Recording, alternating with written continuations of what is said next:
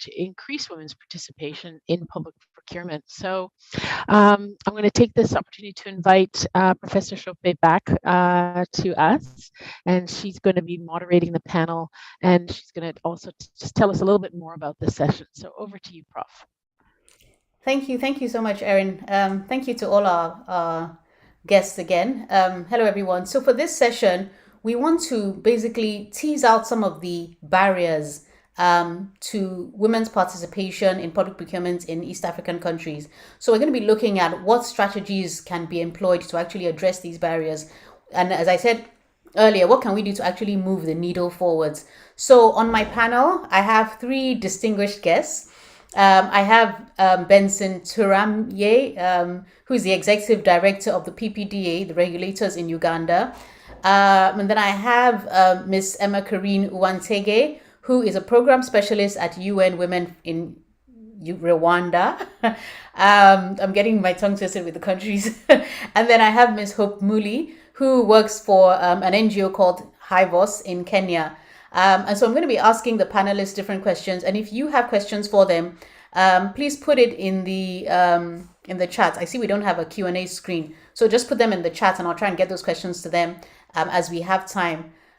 So are my panelists ready? Are we live? Yes? Okay. Yes.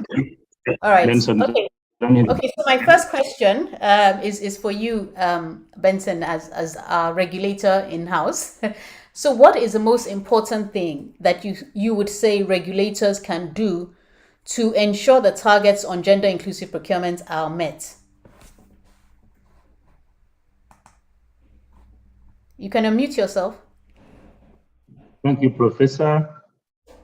And I want to appreciate the organizers of this interaction, and also thank those who have presented to open up the discussions. To answer your question, Professor, we need first of all to look at the root causes that really affect women participation.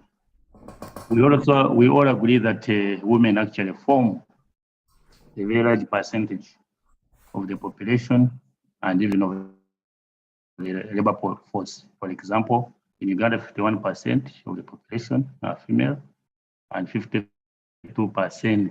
form labor force of the population. Now, why are women not participating? And the figures of their participation is very alarming. You mentioned less than 1%.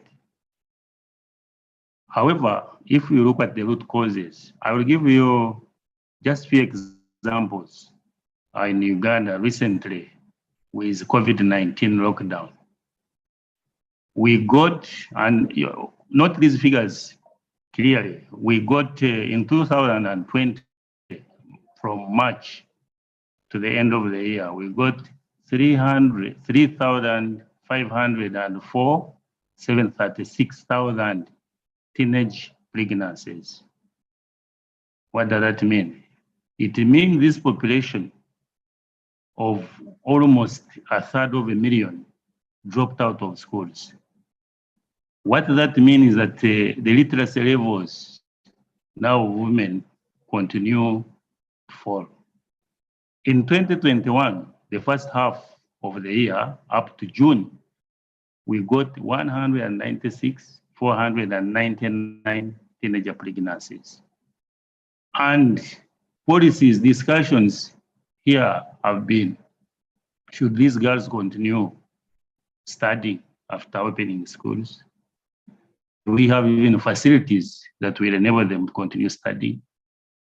So this population is at large, and therefore affect literacy levels of women. That's why you will find that compared to men, the literacy levels of female is very low.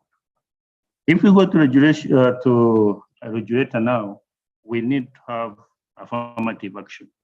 And affirmative action should come in our legal framework. Legislation, actually in Uganda, I think you touched it a bit. I hope you are aware that in July 2021, we amended the PPD Act, and therefore,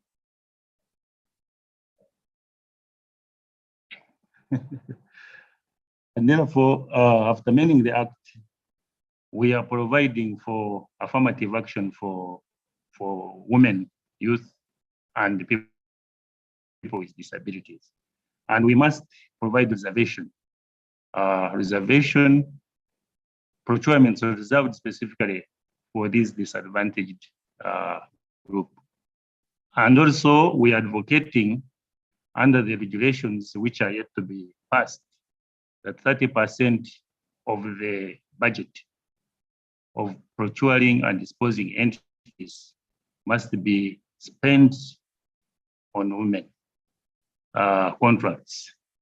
Therefore, entities that are handling procurements, I believe you know that in Uganda, procurements were decentralized.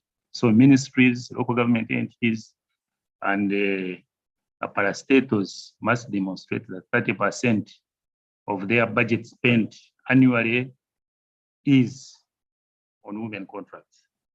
However, there must be strong enforcement mechanisms to ensure that this is implemented. Therefore, that's where we come in as regulators to monitor implementation of these legal provisions.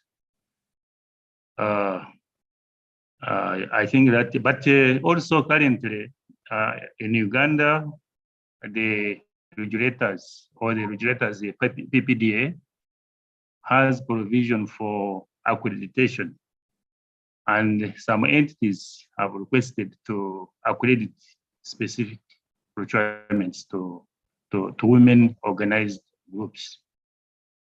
The most important factor in this is that we must organize women also, build their capacity in terms of ensuring that even the contracts that have been awarded to them under accreditation or reservation are implemented to the satisfaction of the implementing agencies. I thank you. Thank you so much for that, Benson. So what I'm hearing you say is thinking about what the root causes are, you link that to teenage pregnancies, which obviously is a big issue, and then thinking about what regulators can do in terms of targets, in terms of enforcing, and monitoring what it is they're doing.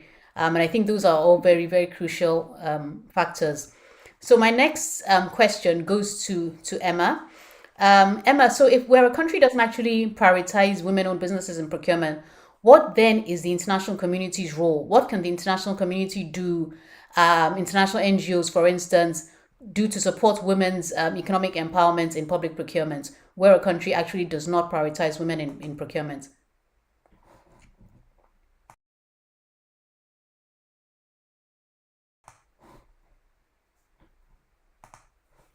Emma, is Emma with us?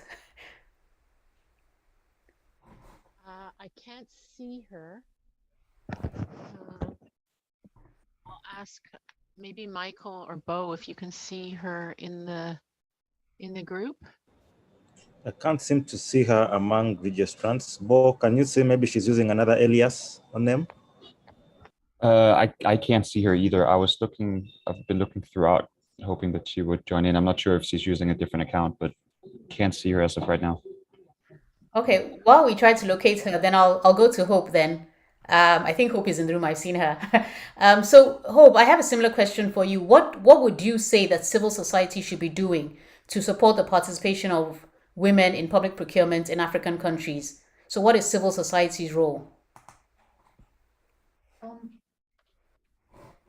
Afternoon, everyone. Good morning to those it's morning, and good evening to those where it's in the evening right now. And thank you for joining us all. In terms of civil society, well, progress has been made, and we can see quite some impressive steps that have been taken by civil society to ensure that women entrepreneurs and their businesses are part of public procurement. There is still a lot of work to be done. And I think there are areas that can be improved on, and there's areas that I think we need to do more research and learn more, and learn and even improve, innovate around together as a collective. Some of those areas that can be improved, where there's legislation and possibly women's funds and possibly provisions that are formal, that enable businesses of women to be part of public procurement. Civil society, I think, can support both the women actors to engage on tables of decision making with the actors that are the state regulatory and equally legislative arms, to improve legislation where there is, or legislative frameworks. Where there is none, I think, or where there is largely informal legislative mandates or provisions, civil society can work very closely to amplify the voices of women entrepreneurs, to ensure that these informal arrangements are made or transit to formal arrangements that are informal mandates. And then I also think in terms of, if you talk about tech, I think that was a major barrier when we talk about e-government and women, it serving a purpose, as well as on some points, it gets to a point where it becomes exclusionary in terms of women's access to technology, smartphones, and platforms. They would need to have an integration or interfaces that allow for low-tech platforms to be linked to the smart tech. And that would mean either using USSD or SMS platforms that can ensure we have deeper reach as more and more women have access to technology, and mostly low-tech technology, especially women in rural settings, if you explore that, and are not connected to the internet most of the time. That could be also coupled with face-to-face support by civil society to build their capacities and to build communities of action that can address the challenges that are facing women entrepreneurs. Thirdly, I also do think in terms of the barrier around complex technical language in procurement, complex tools and templates that have to be filled in, and that are a serious barrier in terms of women understanding what is required of them as they attempt to be part of the players in public procurement. Civil society can play a big part in ensuring that they work closely to with the women to simplify the language, have popular versions that explain the different processes, stages, the language, and the different specifications that are provided for or are required by procurement entities. I also do imagine that as we all walk this journey together, I think building and amplifying the alliance and expanding our reach and scope and deepening the engagement as stakeholders would be useful in terms of ensuring that the barriers women are facing are well understood and are addressed in a responsive and responsible manner by the different stakeholders. I think a key barrier that was also mentioned was around financial or economic barriers, and especially where in sectors that require heavy investments such as infrastructure, and therefore you have lesser numbers of women entrepreneurs as compared to the male counterparts. It would be useful as civil society to lead in modeling viable and feasible financial models that can support women to access capital and to be able to pay without running or becoming bankrupt and without getting strained. And those financial models or packages or products must also involve engaging with the, you may say, the government stakeholders to ensure that they also link to reducing the payment or payment periods that governments mostly take or have in terms of the payment cycle before they pay after services have been delivered. An experience we have in Kenya has been women supplying or giving services to government, and the government taking very long to pay them, or government entities taking long to pay them, and some of those businesses have closed because of cash flow interruptions or women running bankrupt. So if we are talking about the longevity of women's enterprises, we must also work on models that ensure these short payment cycles after services have been provided to government. I don't know if I have more time, Professor. Well, you can have an extra minute if you still have some more. You've given us so much food for thought right now, but please take an extra minute before I go to the floor. And Emma has also joined, hey? Oh, has she joined? Okay, excellent. Yes, I'm there. Thank you. Sorry for the delay. All right, I'll just give it one more point so that I give Emma some time. Yes. I think in terms of access to information, to move, we have to consider and lead or even come up with models like the global movement for open contracting has done, such as the coming up with the open contracting data standard that allows for access or comprehensive and information that is integrated and that can be linked to different portals.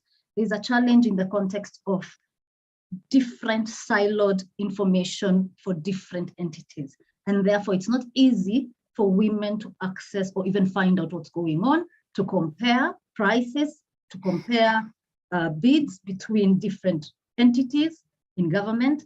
It is a very tasking effort. And therefore, if we could have integration of government portals so that they speak to each other, they follow similar formats, and the information that they publish is reusable without being so tech savvy. Is machine readable, is reusable, and is very access and is open. No barriers that they have to pay a 200 shilling or a pound and a half for them to access information that tax has already paid for. Thank you. Thank you so much, Hope. I mean, you've given us food for thought. I think the civil society participants in the house now are going to be very busy. Thank you so much for all those fantastic points. I really like your points about supporting women to engage with state actors and also making sure that the voices of entrepreneurs are amplified. So we have Emma in the room now. So Emma, my question to you, and thank you for logging on. I understand there was an issue.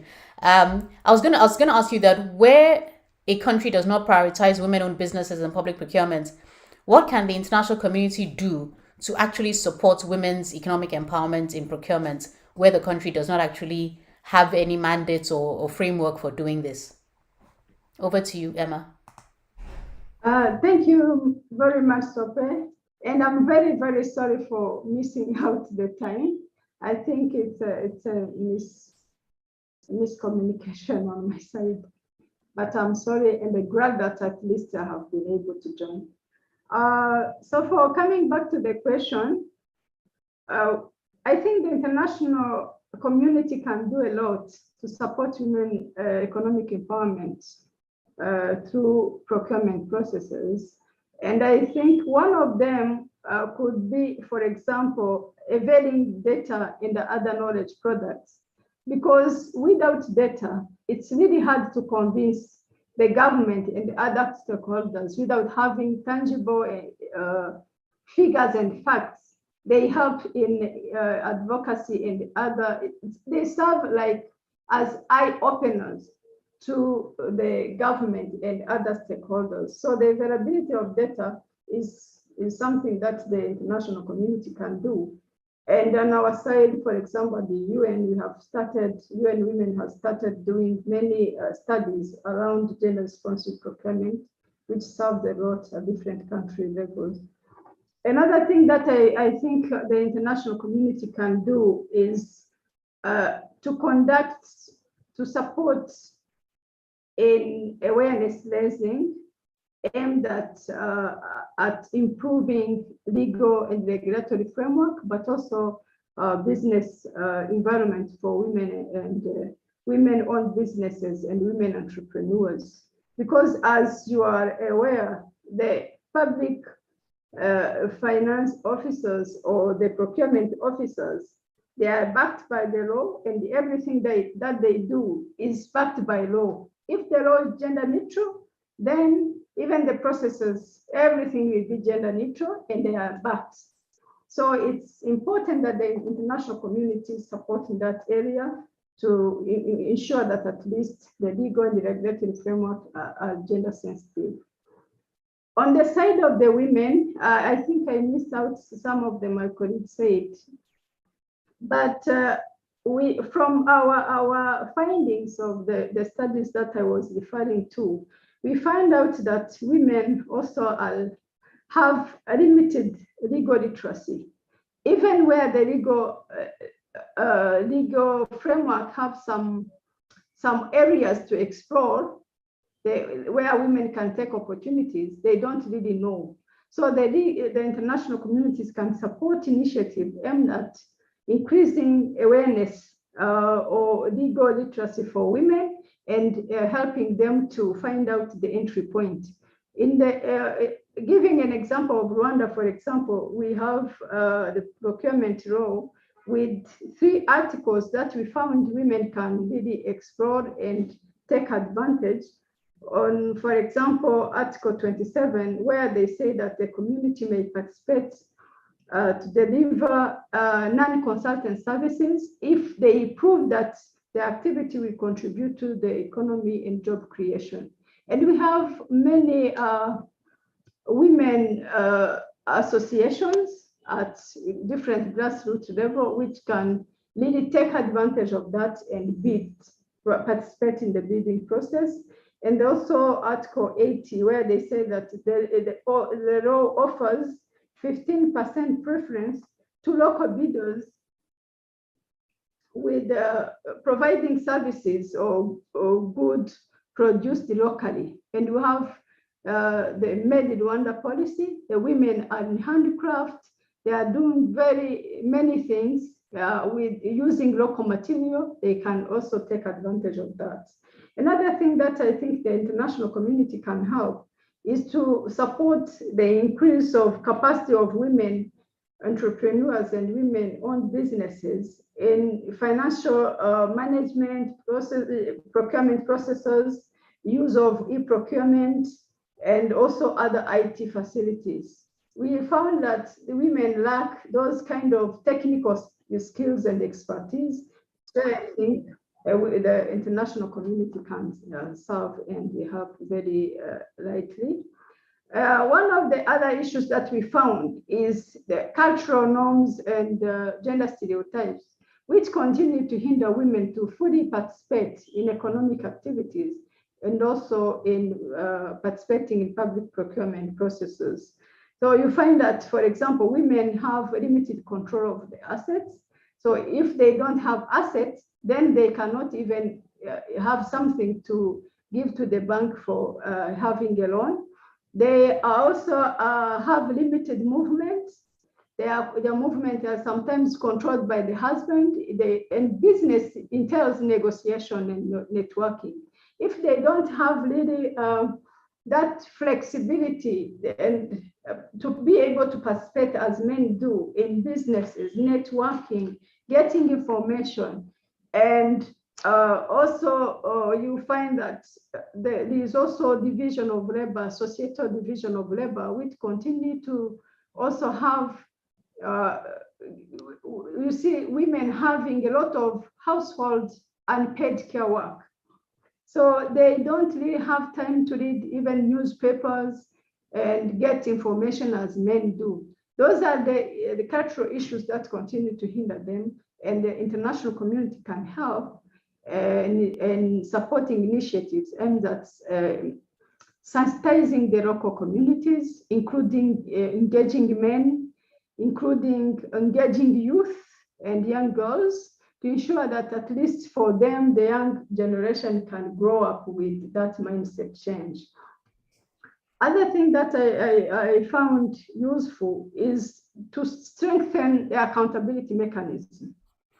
You know, without having accountability mechanism at government level or other stakeholders, we cannot track the progress.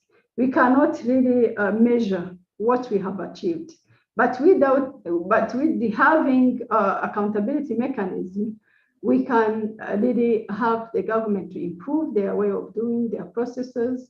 And we have frameworks in which it can be done. For example, we will know that under Beijing Platform for Action, there is area on women economic empowerment. The types of questions that they ask, they can also include issue of a question on involvement of women in procurement or any other mechanism, but it has to be set.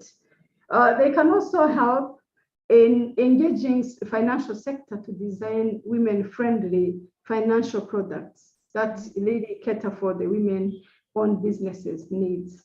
And lastly, I think my colleague touched on advocating for government to make procurement opportunities available to different platforms, including the Women Organization platform and social media, because women network socially than through reading on e-procurement platform. I don't know how much, if I didn't go beyond the time allocated to me.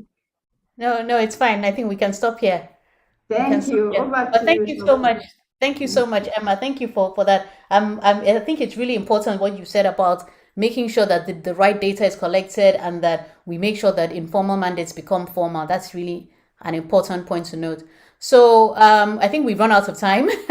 So I want to say thank you to my panelists, to Emma, to Benson, to Hope. Thank you for your contributions. I think I now will hand over to Erin and Bo for the next segment. Thank you, colleagues. Thank you so much. Really fascinating discussion and enlightening, and I've learned quite a bit already. So thank you so much. We are going to take a 5-minute break just so people can stretch their legs and do what they need to do. Can everybody come back? It's 9:03 on my end here in Ottawa. So can we meet back at 9:07? We'll be refreshed, and at that point we will move into the breakout sessions and have a chance to have a global conversation that Bo will guide us through. So 5 minutes and we'll be back here. Thank you.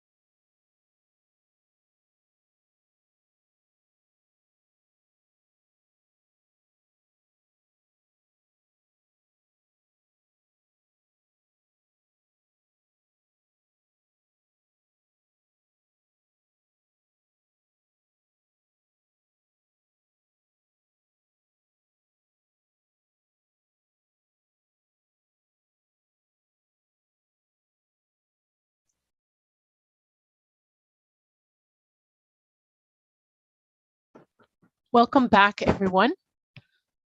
I know it's once you start taking a break, you feel like it goes by very, very quickly. It's been lots of very interesting information already so far, and we've just now have a really fantastic opportunity to speak to each other, to get to know each other a little bit by breaking out into breakout sessions. So I'm going to hand the mic over. I'm going to hand them. Have a good day. Bye. Love you too. I'm going to hand the mic over to Bo, and he's going to guide us through the breakout sessions. Bo? Thank you very much, Erin. I don't think it gets more up and personal than the little tidbit we were lucky enough to experience there. Welcome everyone back from the break. Yeah, sorry that we're running a little bit behind schedule, so we're trying to kind of stay somewhat on track. Yeah, as Erin mentioned, we'll now enter into the today's session's breakout rooms. We will give you the option to choose which one you want to join, I believe, from Michael. Originally, we thought just randomly mixing the rooms would kind of provide for a more kind of mixed input conversation. But I mean, I think maybe now, since we're only about 50 participants, it would be possible for people to choose where they will make most sense to be in. So these breakout rooms will be based on today's presentations and the panel discussions we had before the break. And the three room will discuss respectively strategies for countering the challenges faced by women in public procurement on the side of women-led businesses, public procurement regulators and governments, and lastly, the international community and civil society. Sorry, you can see there. Each room will have to allocate a main person who will sum up 3 to 5 main points from each of the rooms at the end. When we reconvene, those findings will then be shared. So the breakout sessions will be timed at about 15 minutes, after which we meet up again and hear strategies. So please try and keep your responses relatively concise and brief to allow for as many people as possible to join in on the conversation. So I believe Annette Mulema from IDRC will be in the room for women entrepreneurs. Gilbert and Dupro from AFIC will be in the room for procurement regulators, and I will be in the one on international community and civil society. And we will provide guidance if there's any need for it. Sorry? Yes, the participants can't see the rooms yet until I launch them open. So, all right, I'm hoping we can all see the rooms now. If you look at the bottom of your screens, a breakout room session. But let me know if you can see the rooms yourself. Breakout rooms. I can only see that I can assign people to different places, but I think people have. I think they're there. I can see the rooms. Oh, great. Okay, perfect. Yeah. If you hit breakout rooms just below, they open up. All right, great. Perfect. So please now, yeah. Bo, I would just say, in the interest of time, I think we're going to have to keep them to 10 minutes, not 15. Yes. Let's keep them at 10 minutes, yeah. And we'll meet back here at 21 minutes past or so. Yeah, I think that sounds good. All right, please enter the room of your immediate interest now. Then I'll see you out there. Yeah, in the 9th minute, there'll be a timer that will warn, so you'll be aware when you're about to close the sessions in the respective rooms. Good luck with the discussions.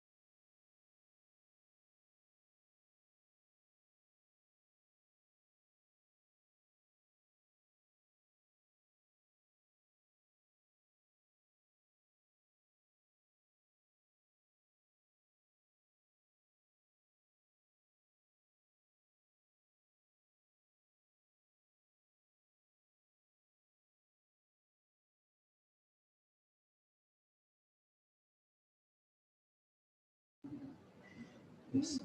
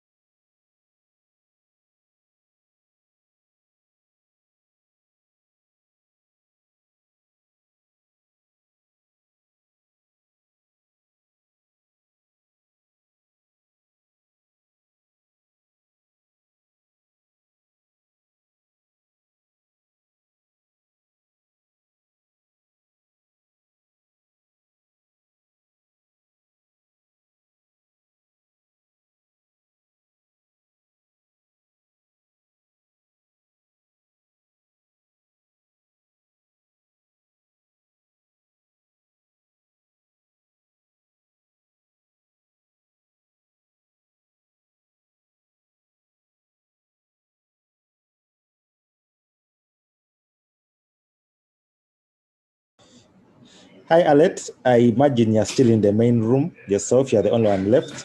I've intentionally left you in the main room. I'm not sure what would happen if I were to take our translator into another room. I'm not sure. That is why I've not allocated you in a room. So you could just like me wait and then resume translation when people are thrown back. Yes.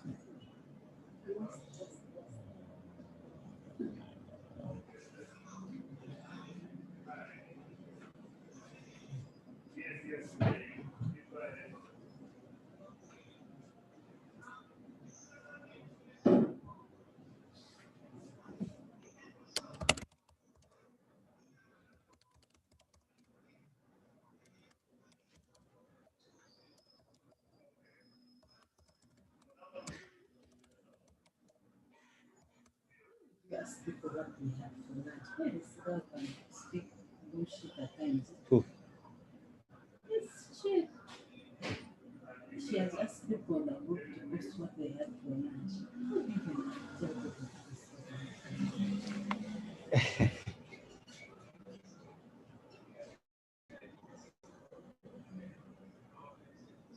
These are people can put you under pressure for nothing.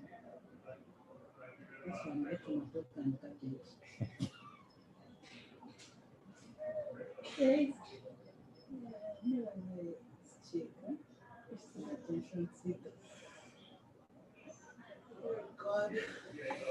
Right.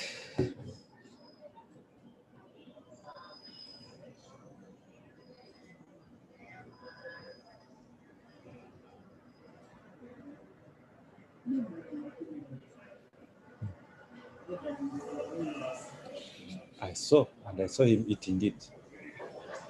But Ranga high level, he doesn't eat it like the rest of us.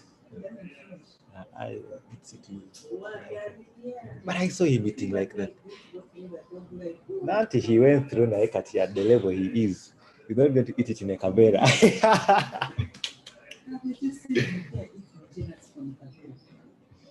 So I saw Brenda took extra steps to ensure that. Yeah.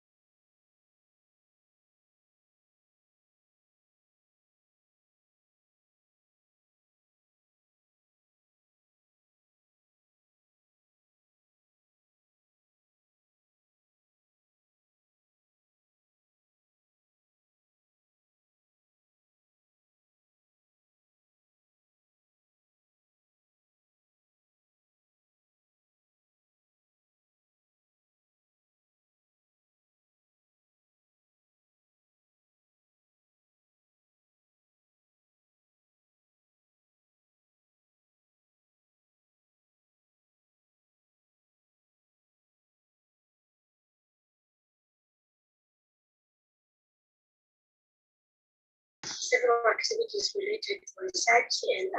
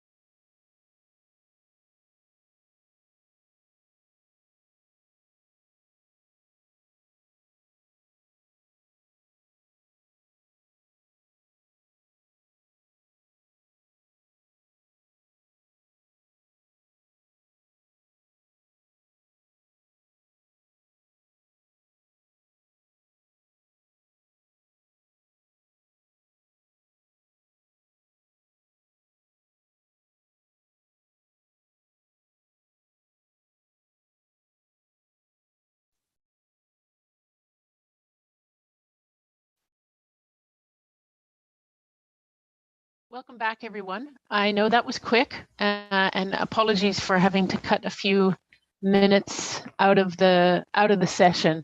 We're just running behind time. So I really do hope that was useful for you, and you were able to meet some new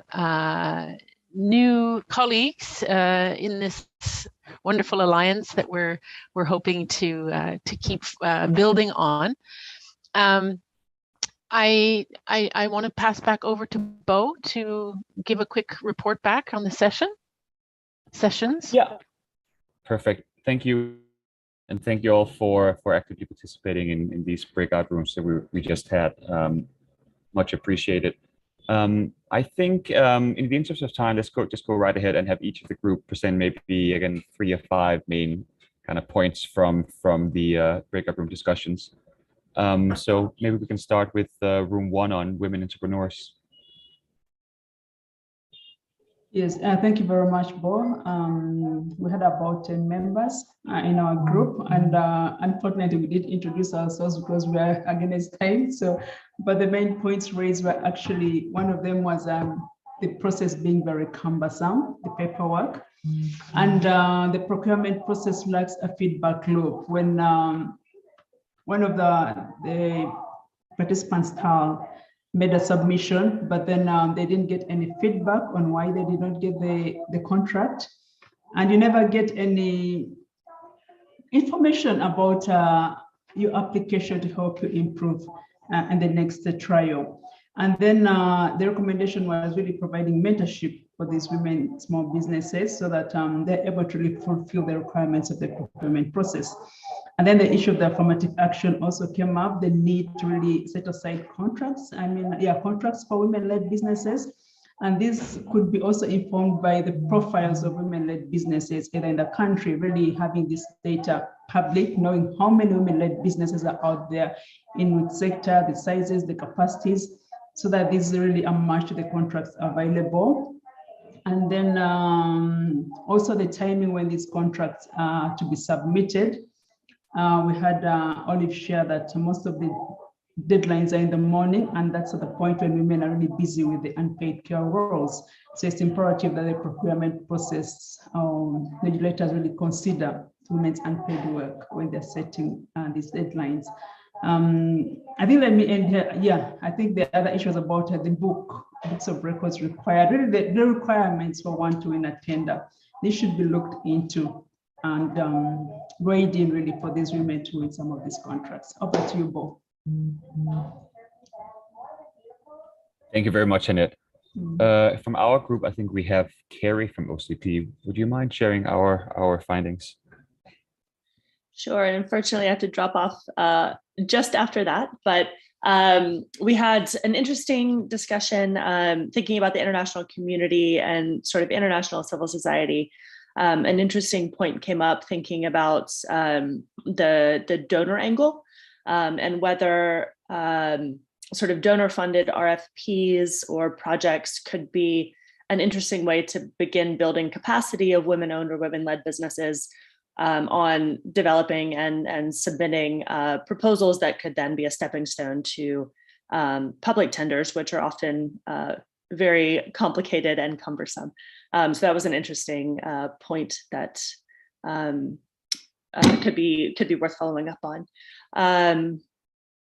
We also, the point was raised that among many of the interventions that are out there to sort of improve women's chances in public procurement, a lot of the interventions tend to target both women in the formal sector rather than informal sector, and then also target women in businesses in urban areas rather than rural or grassroots areas.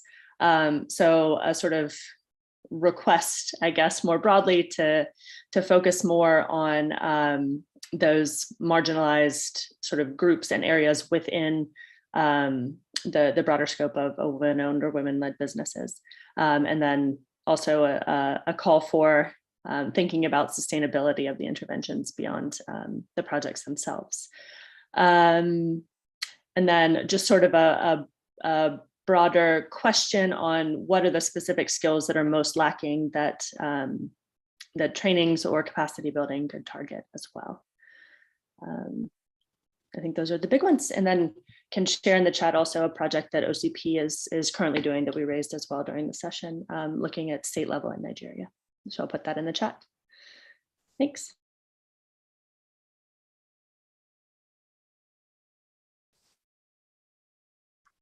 I'm still on mute, sorry.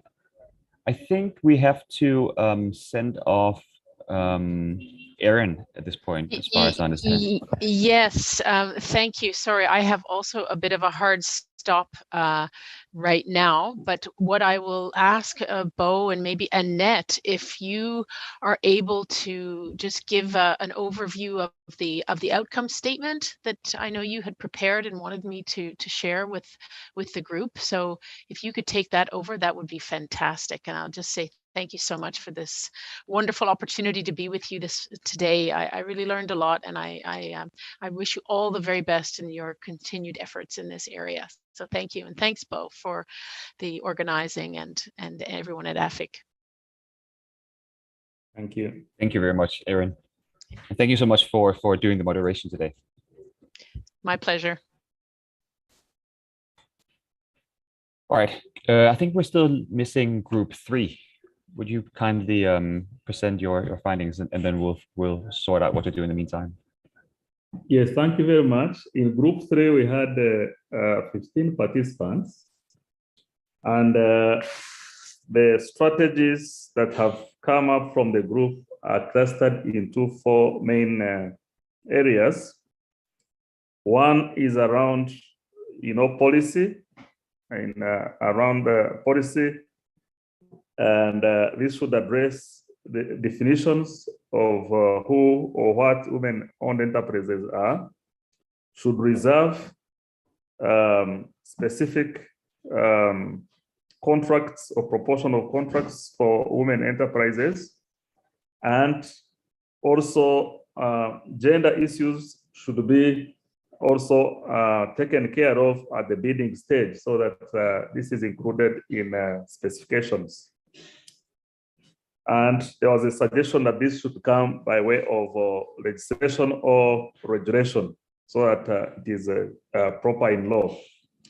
The second set of actions around enforcement, coordination of policy implementation and monitoring, and within this, to ensure that there is a strong component of data capture in a gender desegregated forms, but also this should take into account languages, especially considering that many women leaders in businesses are not able to use the formal languages.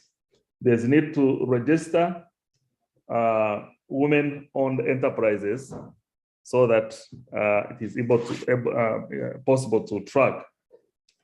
And the final group of strategies for under capacity to come up with regulatory measures to address, challenges around access to capital, access to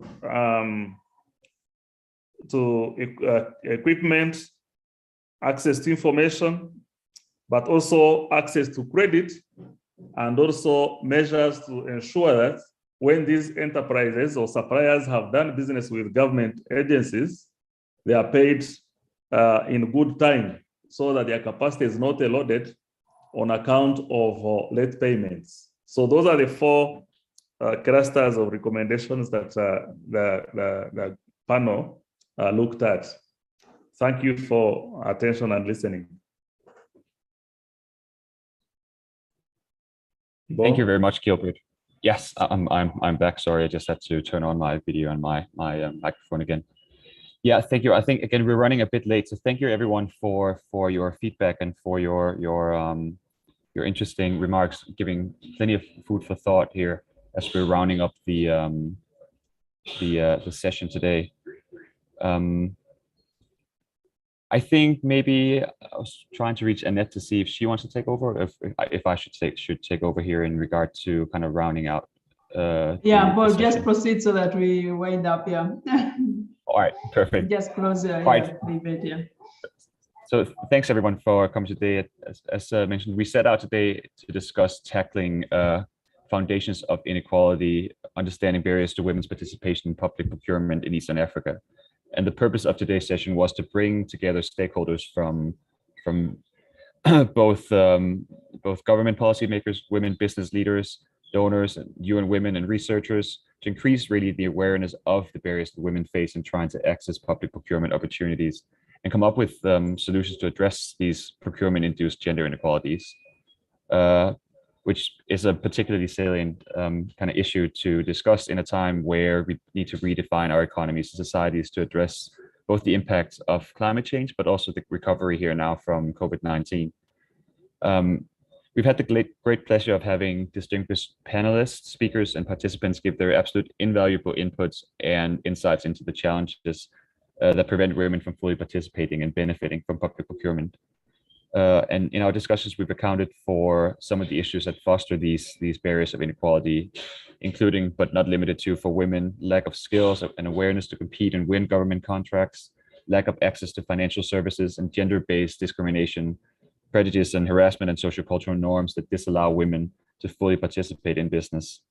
On the side of procurement regulators and lawmakers, the challenges included lack of sufficient legislation, and in cases where a legal framework does exist, the capacity to undertake comprehensive monitoring and implementing of the law, and lack of gender disaggregated data to monitor and track progress, inadequate procurement planning and alignment between national budgets and procurement plans, preferential schemes largely focusing on women entrepreneurs rather than access to public procurement, particularly corruption, and a lack of clear definition of what constitutes a women-led business and how other social identity factors intersect with gender. And lastly, on the side of the international community and civil society, there's scanty data on women's access to public procurement, which makes advocacy work difficult.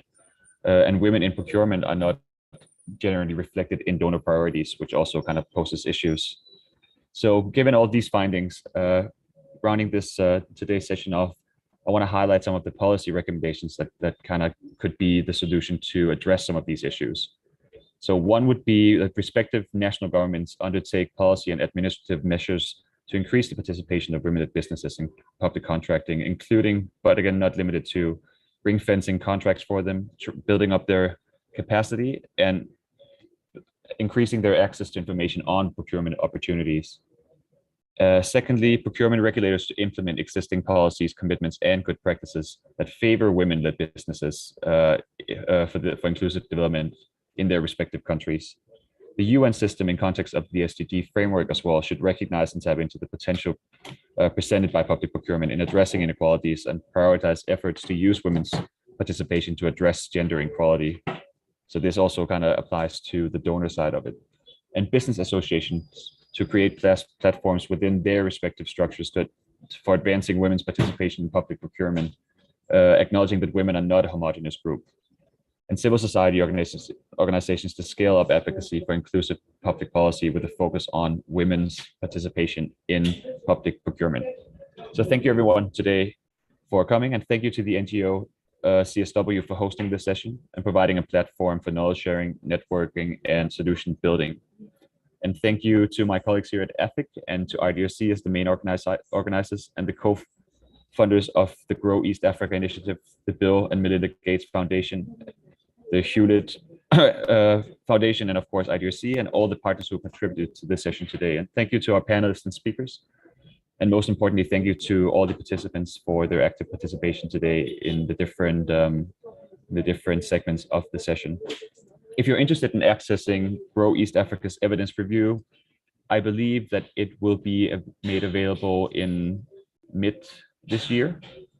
But we will keep you posted on that. And there are a ton of external resources that we have posted, which will be made available for you as well. I will put it in the chat now, the link for that. So that will also provide you with additional resources and further reading if you are so interested. Yeah, I think that's it from our side. So thank you again, everyone, and all the best. And we hope to hear from all of you in the future.